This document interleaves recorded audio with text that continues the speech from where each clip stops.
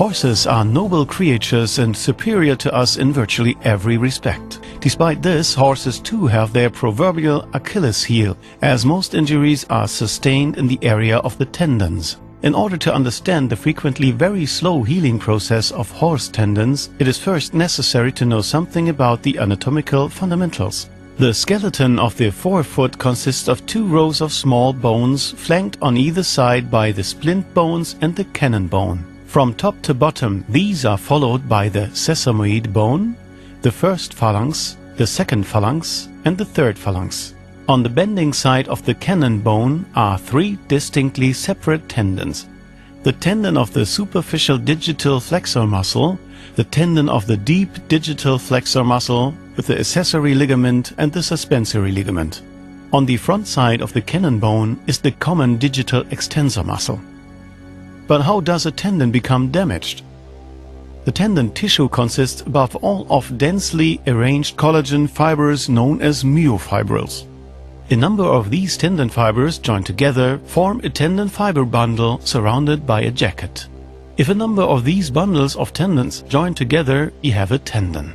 If the extensibility or stretch limit of the tendons is exceeded, for example as a result of stumbling or twisting over, then individual tendon fibers, bundles of tendon fibers, or even the entire tendon can tear.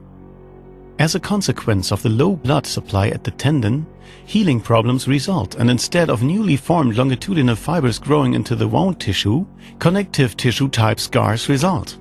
A vicious circle starts, as the newly formed scar tissue is by no means as elastic and resilient. Is there a way of accelerating the healing process and preventing scar formation as well as eliminating chronic tendon injuries? A new and innovative therapy containing the patented active ingredient STABHA, developed especially for soft tissues, gives rise to hope. Using a special fan-shaped technique, this substance is injected peritendinously through an insertion in 3 phases, not into but instead on and around the injured tendon. After the insertion, 1/3 of the content of the syringe is injected each time during retraction of the needle. Shortly before the needle is retracted from the insertion point, it is rotated. The needle is guided back in the direction of the tendon, and on retracting the needle, a further 1/3 of the content is injected. The final 1/3 of the substance is emptied on final retraction of the needle. A gel-type structure is formed, known as a fibrin complex, which wraps around the injured tendon and stabilizes it like a kind of inner strapping. In addition, the substance actively affects the traumatized tissue, thus accelerating wound healing and greatly restricting scar formation. Complaints such as inflammation, swelling, and pain are distinctly reduced.